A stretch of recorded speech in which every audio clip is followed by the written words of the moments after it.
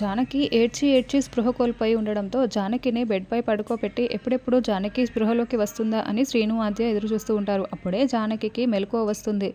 మెలకువ వచ్చి కూర్చొని ఏడి ఆయన ఏడి నా దేవుడేడి అని ఏడుస్తూ ఉంటుంది. అప్పుడే రఘురాం ఇంట్లో నుంచి వెళ్ళిపోయిన విషయం జానకికి గుర్తుకు వచ్చి నా దేవుడు కట్టుకున్న గుడి ఇది. ఈ గుడిలో నా దేవుడే లేకపోతే ఇక నేను ప్రాణాలతో ఉండి ఏం లాభం?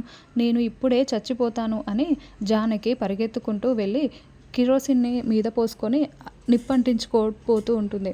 అప్పుడే ఆద్య కిటికీల నుంచి చూసేసి పెద్దమ్మ పెద్దమ్మ తలుపు తెరువు అని అరుస్తూ ఉంటుంది. జానకి అగ్గిపుల్ల కూడా వెలిగించేసి ఉంటుంది. అప్పుడే శ్రీను తలుపుని బద్దలు కొట్టుకొని లోపలికి వచ్చి అగ్గిపుల్ల వెలిగించుకోబోతున్న జానకిని దగ్గరికి వచ్చి అగ్గిపుల్లని లాక్కుంటాడు. ఏంటత్తయ్య ఇది అని శ్రీను చాలా గట్టిగా అరుస్తూ బాధపడుతూ ఉంటాడు. ఈ లోపలే ఆద్య బకెట్తో వాటర్ తీసుకొచ్చి జానకి తలపై మొత్తం పోసేస్తూ ఉంటుంది. నన్ను వదలండి, మీకు దండం పెడతాను, నన్ను చావనివ్వండి అని జానకి దండం పెడుతూ ఏడుస్తూ ఉంటుంది.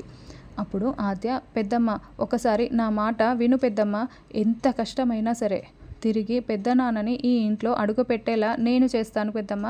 నా మాట వినండి పెద్దమ్మ, నమ్ము పెద్దమ్మ. ఏదో ఒక విధంగా పెద్దనాన్న ఈ ఇంట్లో అడుగు పెట్టేలా నేను చేస్తాను పెద్దమ్మ. అంతవరకు నువ్వు ఏ అఘాయిత్యం చేసుకోకూడదని నా మీద ఒట్టు వేయి పెద్దమ్మ అని జానకి చేతిని తీసుకొని ఆద్య తన తలపై పెట్టుకొని ఒట్టు వేయించుకుంటూ ఉంటుంది.